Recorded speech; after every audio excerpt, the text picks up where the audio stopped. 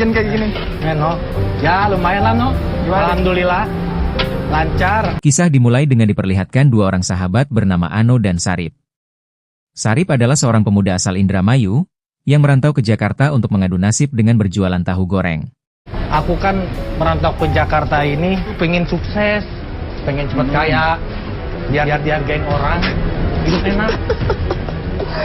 Sarip baru ngerintis, sabar aja. Ya, merintis sampai kapan begini, no? Sebenarnya aku punya ide nih, no. Enggak. Ide apa? Idenya tuh enggak jelek sih, terus enggak ngerugin orang lain, mau enggak?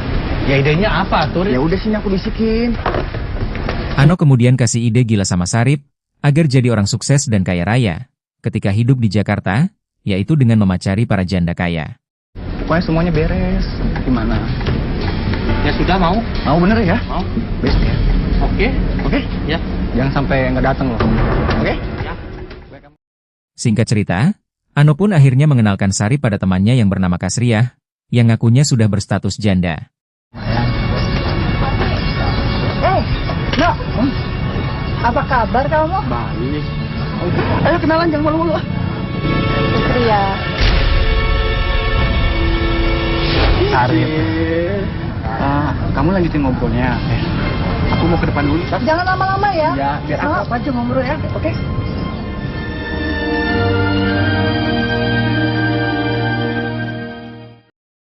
Sejak perkenalan tersebut, hubungan Kasriah dan Sarip semakin akrab.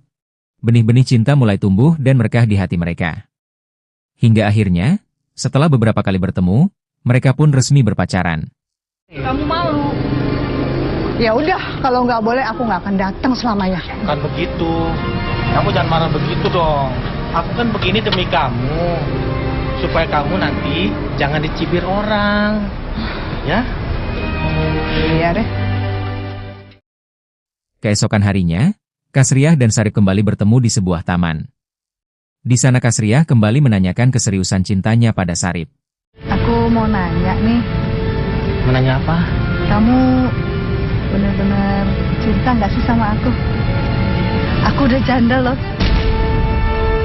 Aku ini cinta sama kamu apa adanya. Serius kamu bang?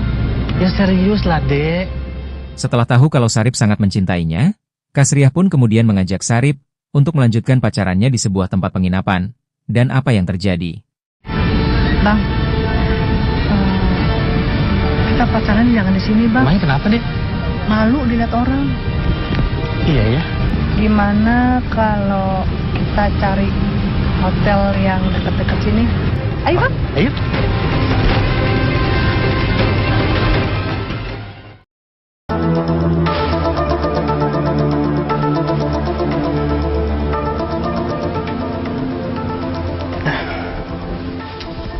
Maknyos bosku.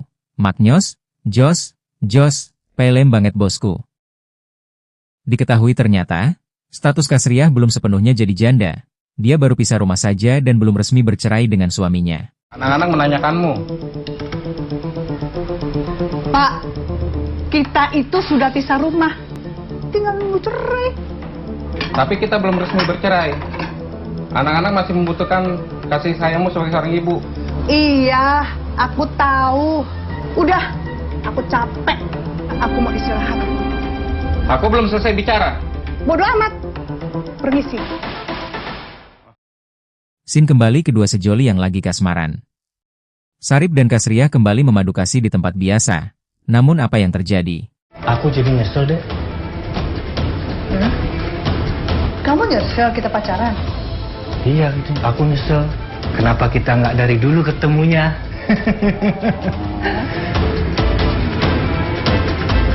Kenapa kamu, Dek? Aku hamil.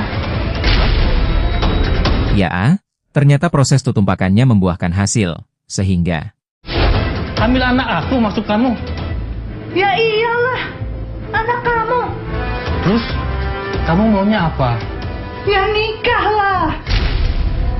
Nikah sini juga nggak apa-apa. Aduh, ya sudah.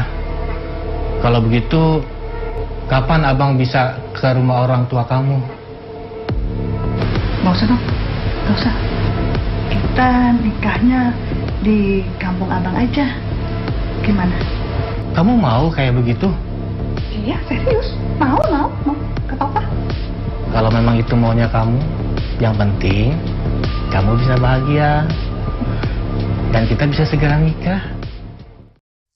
Singkat cerita, Sarip akhirnya mengajak sang pujaan hati untuk pulang kampung ke Indramayu dan melangsungkan pernikahan siri di sana. Good night. Karena bapak-bapak, ibu-ibu. Hari itu menjadi hari bersejarah bagi Sarip dan Kasriah. Namun, setelah beberapa hari menikah, Sarip mulai menyadari dan merasa aneh dengan pernikahannya.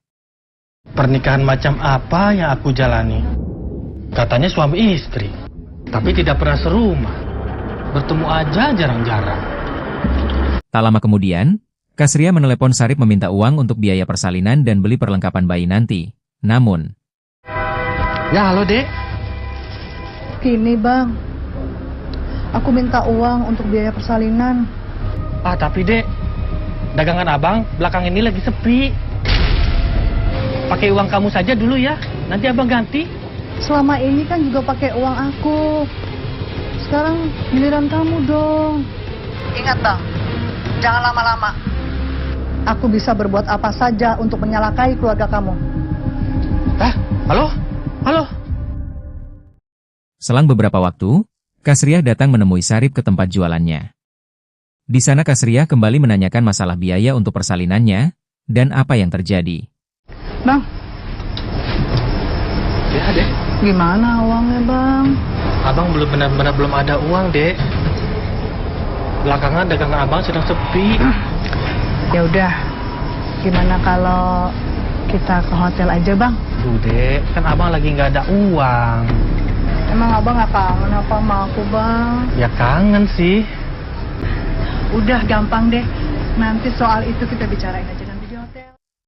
Sesampainya di tempat penginapan, karena sudah kebelet pingin ngalongok liang orok, Sarip pun langsung mengajak Kasriah untuk bermain jungkat-jungkit. Dek, ngomong-ngomong, abang udah kebelet dek. Abang bisa aja. Ayo ah.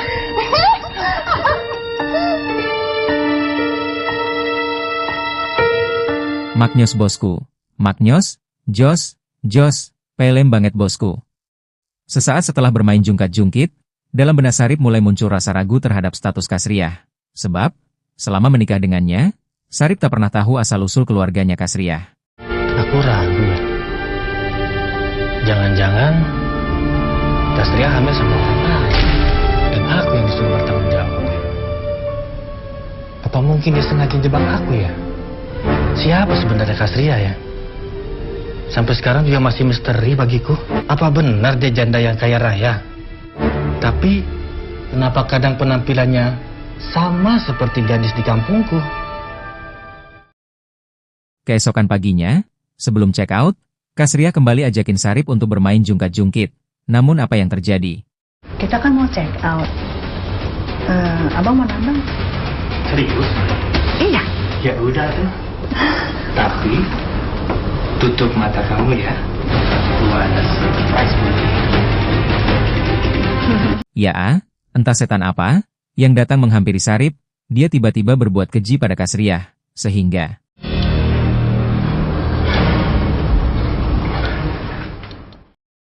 untuk menghilangkan jejak, seluruh barang dan identitas korban dibawa pergi oleh Sarip.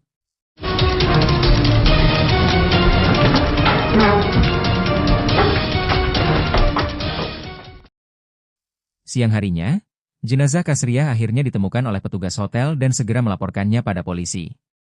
Setelah melakukan olah TKP, identifikasi korban, serta barang bukti berupa rekaman CCTV, polisi pun akhirnya berhasil mengantongi nama tersangka, yaitu Sarip Abdul Rahman. Tak butuh waktu lama, polisi pun akhirnya berhasil menangkap Sarip yang bersembunyi di rumah pamannya yang ada di Bekasi.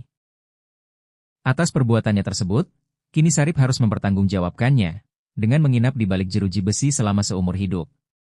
Dari hasil penelusuran, ternyata Kasriah bukan seorang janda kaya, tetapi dia berasal dari keluarga biasa yang bekerja sebagai asisten rumah tangga. Tamat dengan ending yang sangat membagongkan.